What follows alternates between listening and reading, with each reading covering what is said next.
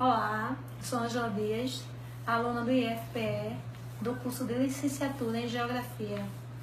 E essa terceira semana fomos pegos de surpresa pelo professor.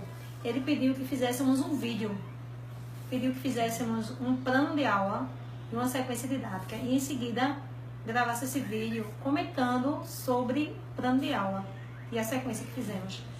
Então, eu comecei a pensar no tema e eu escolhi migração. Por que migração? Porque migração é um assunto bem recente, né?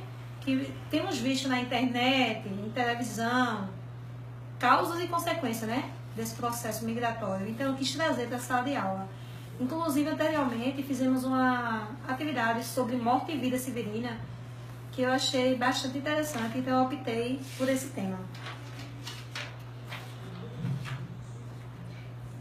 Essa atividade foi proposta pelo professor Francisco Barbosa e eu quis trazer para a sala de aula para propiciar situações aos meus alunos com relação ao que é migração, para que eles também aprendam a diferenciar a migração interna e a migração externa.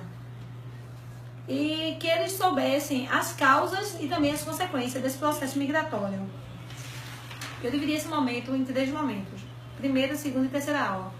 Na primeira aula, eu abri uma roda de conversa com eles e comecei a falar como se deu o processo migratório, que foi a partir da década de 1950, né? E que eles conversassem com os pais, os avós. Se a gente parar para pensar, será que nós fomos imigrantes? Quem não teve, ou quem não tem um parente que foi imigrante? Um avô, um pai, um tio, né?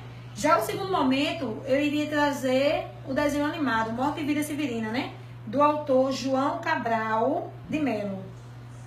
Antes de assistir o desenho, eu ia pedir que os alunos prestassem bastante atenção, né? Para que fosse discutido depois em sala de aula sobre o que eles viram e que eles soubessem narrar o que foi que aconteceu no filme, soubessem me dizer quem foi Severino, onde ele vivia, para onde ele estava indo, como se deu o processo migratório dele.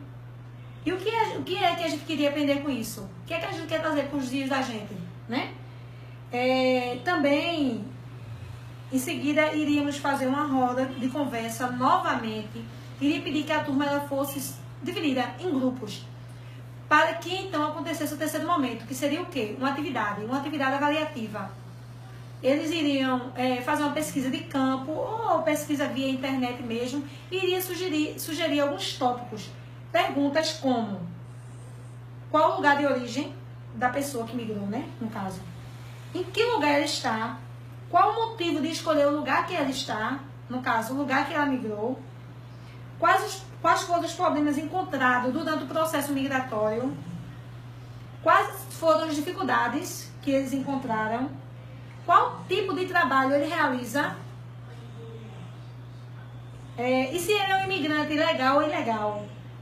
Como também, quais os problemas de um imigrante ilegal? O que é que ele passa? Quais as dificuldades?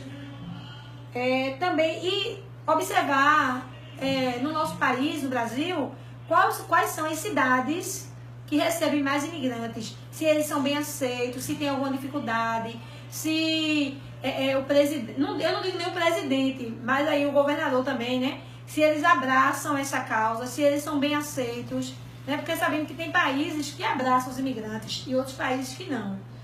E também, qual a atratividade que tem no lugar que ele migra? E quais as consequências desse processo para este local? E como é que eu iria fazer essa avaliação? Eu iria ver como é que o aluno, como é que eu posso dizer? Como foi que ele adquiriu o conhecimento, né? Iria ver o grau de conhecimento de cada um. Esse trabalho iria ser apresentado na turma e iria servir de nota.